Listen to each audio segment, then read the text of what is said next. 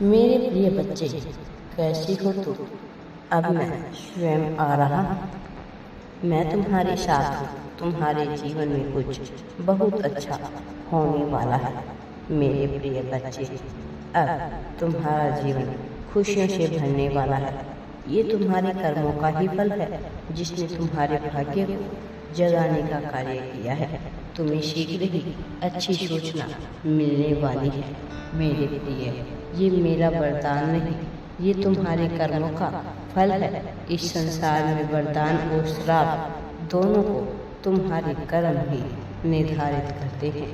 मेरे प्रिय, श्राप वह गलत चुनाव है जो आपको कष्टों की ओर ही लेकर जाता है, और वरदान वह चुनाव है जो आपके जीवन को सुख और समृद्धि की ओर लेकर जाता है। हम अपने चुनावों के अनुसार ही कर्म करते हैं, और यही कर्म हमारा भाग्य तय करते हैं। मेरे प्रिय, मेरी इस बात को समझो और शीघ्र ही स्वयं को जागृत कर लो। उठो। सारे मौके गंवा देने के बाद जागने से बेहतर है कि जल्दी जाग जाओ। जल्दी जागना हमेशा ही बेहतर होता है, चाहे वह नींद से हो, अहम से हो या वहम से। इन सभी की नींद तुम्हारे भाग्य के लिए हानिकारक होती है। मेरी इस बात को हमेशा अपने मन में उतार लो। मेरे प्रिय, मैं जानता हूँ कि तुमने अपने उद्देश्य के लिए कितना परिश्रम किया है, कितना कुछ किया है। तुम्हारा परिश्रम मुझसे छिपा हुआ नहीं है। तुम्हारा परिश्रम के बाद तुम्हारा धैर्य ही तुम्हारी असल परीक्षा लेता है। तुम्हारे व्यक्तित्व की शक्ति इसी में उभर कर आती है। मुझ पर विश्वास रखो। मेरे प्रिय, यदि तुम्हारे परिश्रम और धैर्य का फल तुम्हें वैसा नहीं मिला जैसा तुमने सोचा था, तो ये समझ लेना कि जो मिलने वाला है वो इससे भी बेहतर होगा, क्योंकि वो तुमने नहीं, मैंने स्वयं तुम्हारे लिए सोचा है। मेरे प्रिय, इस संसार में तुम्हें कष्ट पहुंचाने वालों की दृष्टि कितनी भी बड़ी क्यों ना हो, लेकिन मेरी कृपा दृष्टि से बड़ी नहीं हो सकती। यदि मैं तुम्हारे साथ खड़ा हूँ तो तुम्हारा कोई भी कुछ भी नहीं बिगाड़ पाएगा। अपने मन को विचलित होने से रोकना भी तुम्हारे लिए आवश्यक है। मेरे प्रिय, जिस प्रकार से तन का स्वस्थ रहना आवश्यक है, उसी प्रकार से मन का स्वस्थ रहना भी अति आवश्यक है। मन को समझने के लिए हमें खुद को समझना होगा। प्रश्न है कि हम स्वयं को कैसे समझें। जब तुम्हें किसी को समझना होता है तो तुम क्या करते हो? उसके साथ बैठते हो, बातें करते हो। बस वही समय के साथ स्वयं के साथ शुरू करो। बस सही रास्ते पर ऐसे ही चलते रहो। कुछ लोगों को मेरा भय होता है कि मैं निरंतर उन्हें देख रहा हूँ, और भय उसे ही होता है जो गलत करता है।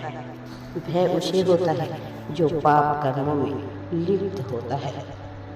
मेरे प्रिय बच्चे, उसे ही यह भय होता है कि महादेव मुझे देख रहे हैं। वही दूसरी ओर एक भक्त को हर कार्य करते समय यह भरोसा होता है कि मैं उसे देख रहा हूँ। जो कुछ भी होगा स्वयं महादेव संभाल लेंगे, इसलिए वह निश्चिंत होकर कार्य करता रहता है और प्रगति पाता है। मैं अवश्य ही देख लूँगा। मैं अवश्य अपने भक्त का साथ दूंगा। भक्त भय से मुक्त होकर मेरा स्मरण करता है, और पापी भय से व्याप्त होकर देखता मैं दोनों को हूँ। आकलन तो कर्म ही करते हैं।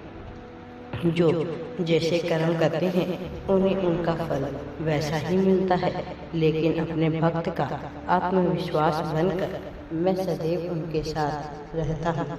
आत्मविश्वास और सत्कर्म के फलरे के सामने कोई भी भारी नहीं पड़ सकता है। मेरे प्रिय, तुम्हें भी इसी तरह निश्चिंत होकर मेरा हाथ पकड़ लेना है। इस संसार को तुम्हारे द्वारा किए गए प्रयास नहीं, सिर्फ परिणाम ही दिखाई देते हैं मेरे प्रिय बच्चे।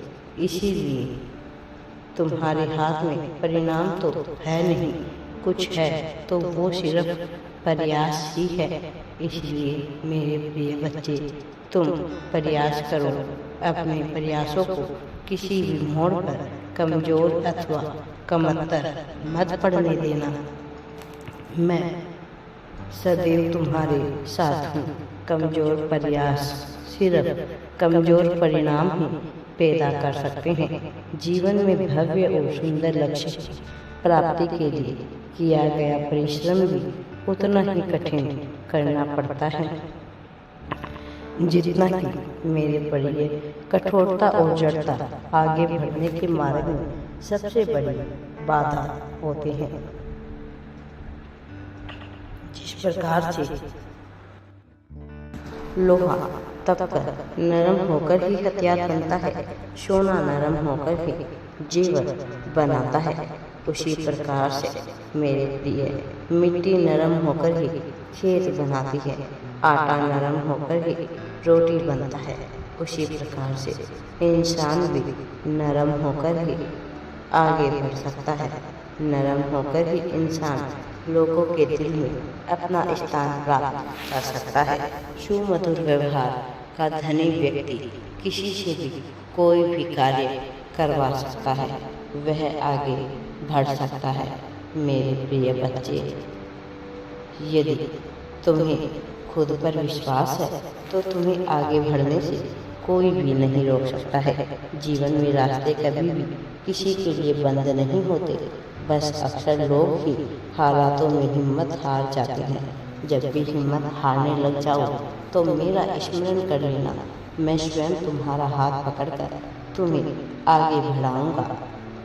या जब तक तुम स्वयं पर विश्वास नहीं करोगे तब तक इस पूरे विश्व में तुम पर कोई विश्वास नहीं करेगा।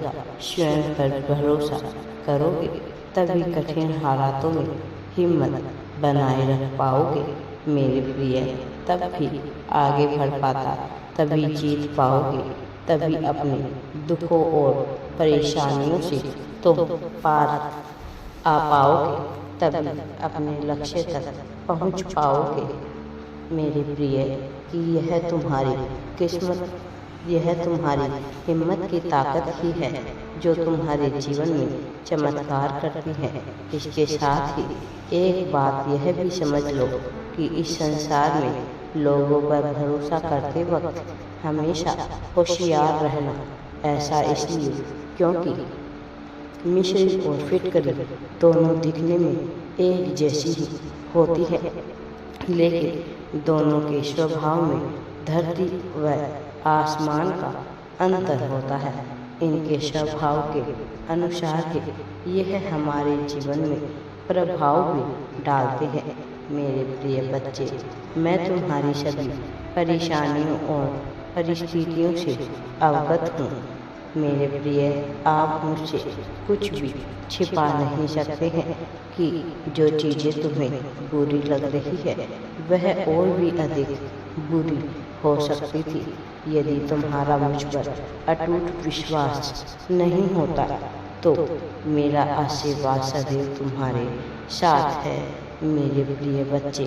मैं तो तुम में हमेशा से साथ था और हमेशा से हूँ और हमेशा ही रहूँगा, परंतु तुम स्वयं मुझ में विलीन हो जाने को कब आतुर होने वाले हो, यह प्रश्न तुम्हें स्वयं से करना होगा, स्वयं से पूछना चाहिए। जब तक तुम स्वयं को नहीं पहचानोगे तब तक मुझे कैसे जानोगे मेरे प्रिय।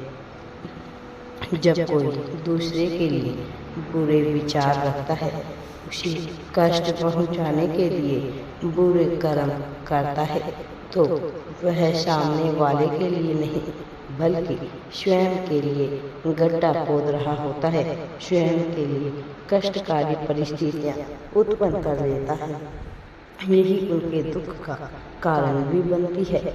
इस आदत से एक भक्तों को सदैव दूर रहना चाहिए। मेरे प्रिय, तुम्हें हर सुबह इस विश्वास के साथ उठना चाहिए कि आज का दिन तुम कल से बेहतर होगा। मेरे प्रिय, मन में ये विश्वास आ गया तो जीवन में भी धीरे धीरे आ ही जाएगा और तुम बहुत बड़ी सफलता को प्राप्त कर सकते हो। इसके अतिरिक्त परिश्रम तो नियति है। वैसे बिना परिश्रम के यदि कभी किसी को सफलता मिल जाती है तो ऐसे व्यक्ति में सबसे पहले अहंकार आ जाता है। ऐसा इसलिए क्योंकि जिस व्यक्ति ने सफलता के लिए पल पल तिल तिल कर परिश्रम करके सफलता हासिल की है, वो व्यक्ति कभी भी दूसरे के परिश्रम का अपमान नहीं करेगा। मेरे प्रिय, अहंकार के अतिरिक्त आलस्य तुम्हारा सबसे बड़ा शत्रु है। वह मेरे प्रिय, क्योंकि आलस्य ही तुम्हें नई बातें सीखने और नए कार्य करने से रोकता है। इसलिए आलस का त्याग करो। आलस केवल आलसी व्यक्ति की ही हानि नहीं करता, अपितु वह उस व्यक्ति के पूरे कुटुंब की हानि करता है। इसलिए तुम्हें अपने जीवन के इन दो सबसे बड़े शत्रुओं से बचकर रहना है। मेरे प्रिय, इसके लिए हर दिन शाम को कुछ मिनट मौन बैठकर अपने दिन भर के क्रियाकलापों का आकलन अवश्य ही करना और यह देखना, मैं स्वयं तुम्हारे कर्मों का फल तुम्हें प्रदान करूंगा। मेरा आशीर्वाद सदैव तुम्हारे साथ है। हर हर महादेव जी। वीडियो पसंद आए तो लाइक, शेयर एंड चैनल को सब्सक्राइब जरूर करें।